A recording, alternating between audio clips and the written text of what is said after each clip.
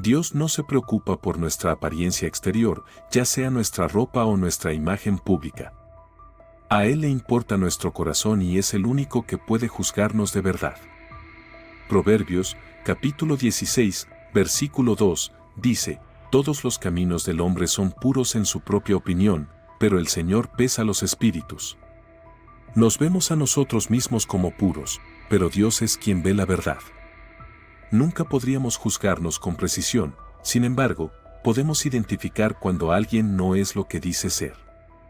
En Mateo, capítulo 7, versículo 15, Jesús nos advierte sobre los falsos profetas que vienen a nosotros disfrazados de ovejas, pero que por dentro son lobos feroces. En el siguiente versículo, dice que los reconoceremos por sus frutos. Reconocer los frutos de alguien no es lo mismo que juzgar.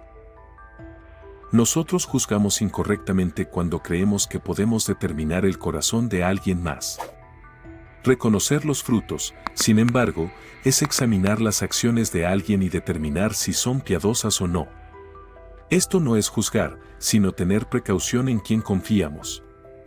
La Biblia dice en Santiago, capítulo 1, versículo 22, sed hacedores de la palabra y no tan solo oidores, engañándoos a vosotros mismos.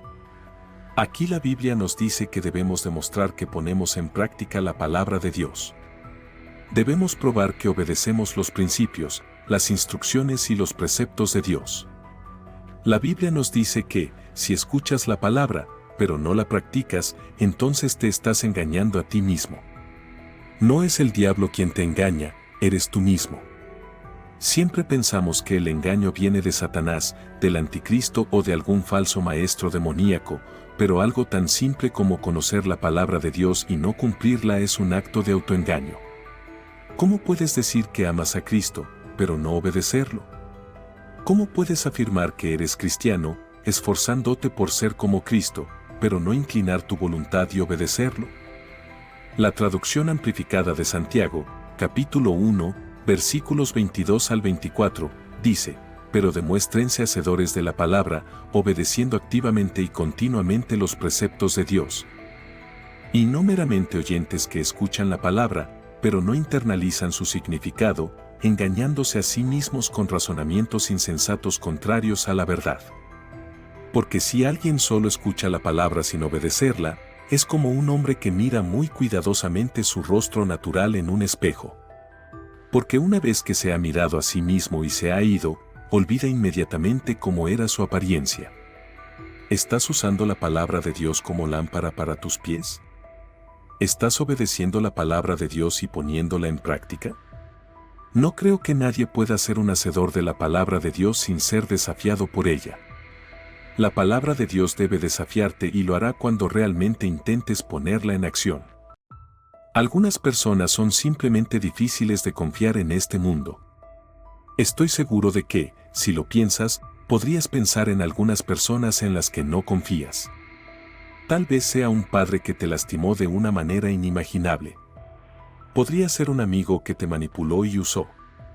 Posiblemente sea un compañero de trabajo que tiende a mentir para conseguir lo que quiere. Todas estas personas son difíciles de confiar. Sin embargo, ¿qué tal si te dijera que hay una persona en la que es aún más difícil confiar que cualquiera de esas personas? Pues la hay, y la verdad es que esta persona, en la que es casi imposible confiar, eres tú mismo. Ese es mi mensaje hoy: nunca confíes en ti mismo. Tu corazón no puede ser confiable fuera del trabajo regenerador del Espíritu Santo. Dios hizo todo bueno, incluyendo la mente y el corazón humanos. Sin embargo, debido a la caída, todos tenemos una naturaleza pecaminosa. Esto hace difícil confiar en tu corazón y mente, y necesitas corregirlo. La Biblia nos recuerda esto una y otra vez cuando habla del estado de nuestro corazón. Proverbios, capítulo 28, versículo 26, dice: el que confía en su propio corazón es un necio, pero el que camina sabiamente será librado. También Jeremías, capítulo 17, versículo 9, dice: el corazón es engañoso sobre todas las cosas y desesperadamente perverso, ¿quién lo conocerá? El mundo te dirá que confíes en tu corazón y sigas donde te lleve, pero eso no podría estar más lejos de la verdad. Serías un necio si confías en tu naturaleza pecaminosa. Permíteme darte una ilustración que ayudará a explicar mi punto. Había un hombre que era aficionado al alcohol. Era un alcohólico funcional, lo que significa que nunca se notaba que era alcohólico. Sin embargo, cada vez que entraba en un bar, sabía que se emborracharía. Una mañana, después de despertar con una resaca extrema tras una borrachera, se sintió lleno de vergüenza y arrepentimiento. Se dijo a sí mismo que nunca lo volvería a hacer. Unas noches después, estaba sentado en casa pensando en la promesa que se había hecho. Se dijo a sí mismo que si iba al bar esa noche, no bebería. Solo iba a pasar el rato con sus amigos. Pero, tan pronto como entró esa noche, supo que se emborracharía. Este ciclo se repitió una y otra vez.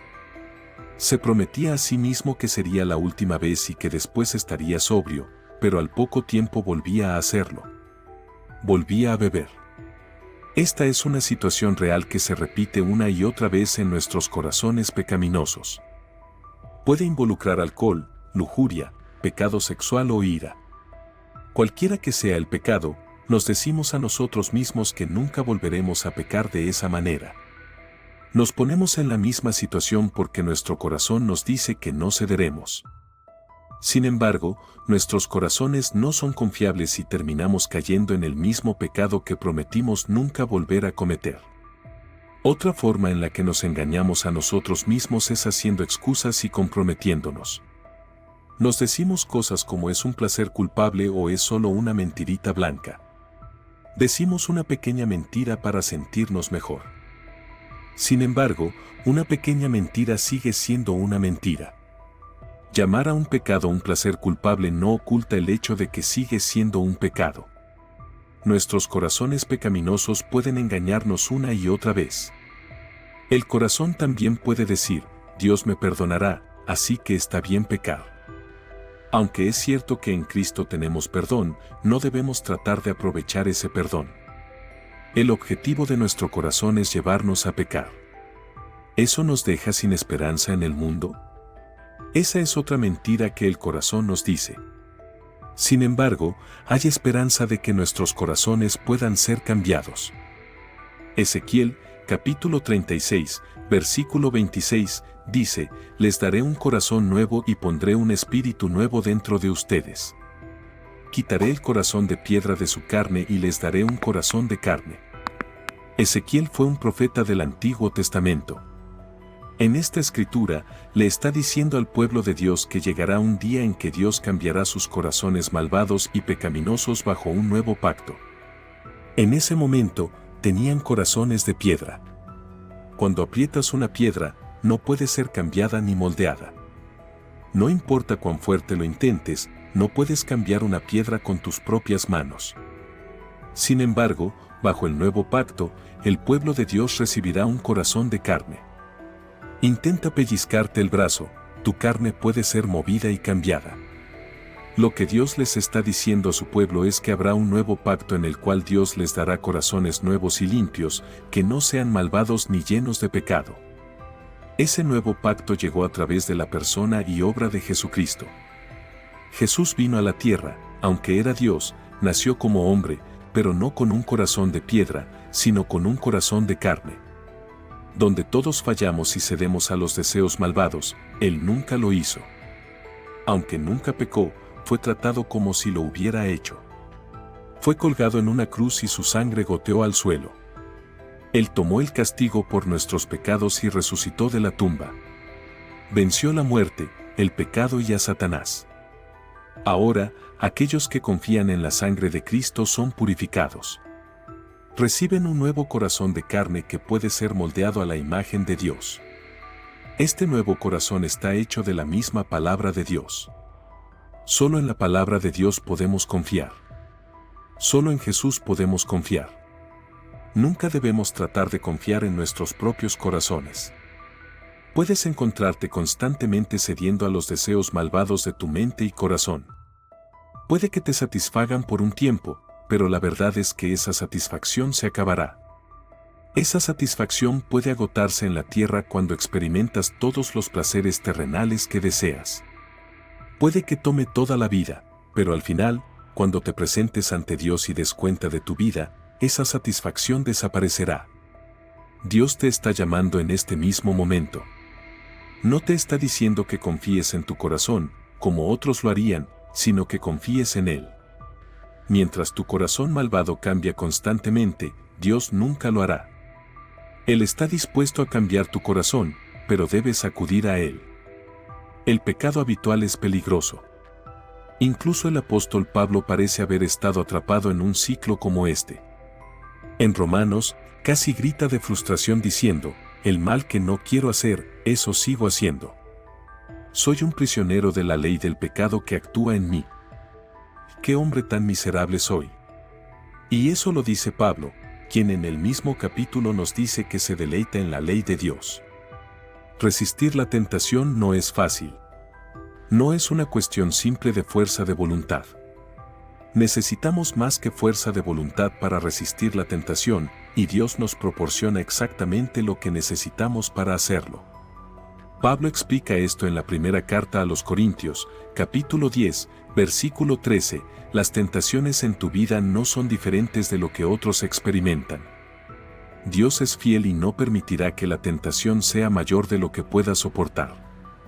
Cuando seas tentado, Él te mostrará una salida para que puedas resistir. Entonces, la pregunta es, ¿estás repitiendo un pecado del que deseas desesperadamente liberarte? ¿Estás atrapado en un ciclo de pecado? Solo Jesús tiene el poder para sacarte de ese ciclo de pecado. Solo la sangre de Jesús puede liberarte de la esclavitud del pecado.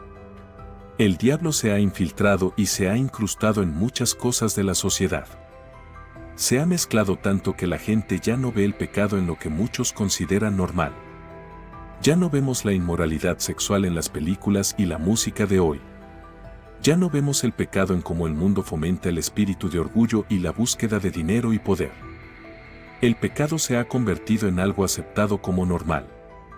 Ya no nos sorprende ver inmoralidad sexual en la pantalla o escuchar música que blasfema. El diablo ha logrado incrustarse y mezclarse en la sociedad. Ha normalizado las cosas que nos llevan a pecar y el diablo presenta estas cosas ante nuestros ojos con tanta frecuencia que casi nos desensibiliza. Se vuelve normal ver inmoralidad sexual en la pantalla y en las redes sociales. Se ha vuelto normal perseguir el dinero y las cosas materiales. Sin embargo, lo que es normal para el mundo tiende a ir de la mano con lo que es pecado. La traducción amplificada de Romanos, capítulo 12, versículo 2, da una cuenta detallada de lo que necesitamos como hijos de Dios. La Biblia dice, y no se adapten a este mundo ni sigan sus costumbres superficiales, sino transfórmense y cambien progresivamente a medida que maduren espiritualmente, renovando su mente, enfocándose en valores piadosos y actitudes éticas para que puedan comprobar por ustedes mismos cuál es la voluntad de Dios, lo que es bueno, aceptable y perfecto en su plan y propósito para ustedes. En otras palabras, deja de imitar los ideales y opiniones de la cultura que te rodea. No permitas que este mundo te moldee a su imagen. La clave para nosotros como creyentes es que debemos ser transformados internamente por el Espíritu Santo. Hacer lo que está mal puede parecer engañosamente gratificante o placentero. Después de todo, Satanás anda como un ángel de luz y hace que el pecado sea atractivo, pero al final, el pecado es mortal y podrido. David oró para que Dios lo ayudara a enfrentar esto y decir no al pecado. El apóstol Santiago también dijo, resistan al diablo y él huirá de ustedes. En otras palabras, dile no al diablo suficientes veces. El pecado casi siempre comienza en la mente, y es exactamente ahí donde debes decir no. Ora para que Dios te dé la gracia de decir no cuando el tentador te recuerde lo deliciosas que son sus ofertas. El apóstol Pablo dice lo mismo que el rey David. Escucha lo que escribió a Timoteo en la segunda carta a Timoteo, capítulo 2, versículos 21 y 22. Por lo tanto, si alguno se limpia de lo que es deshonroso, será un vaso para uso honorable, santificado, útil al maestro, listo para toda buena obra. Huye de las pasiones juveniles y sigue la justicia, la fe, el amor y la paz, con los que invocan al Señor con un corazón puro. Así que te animo a caminar con Dios. Camina con amigos bien elegidos. Nunca des el primer pequeño paso hacia el pecado. Di no cuando el diablo trate de tentarte con los placeres del pecado.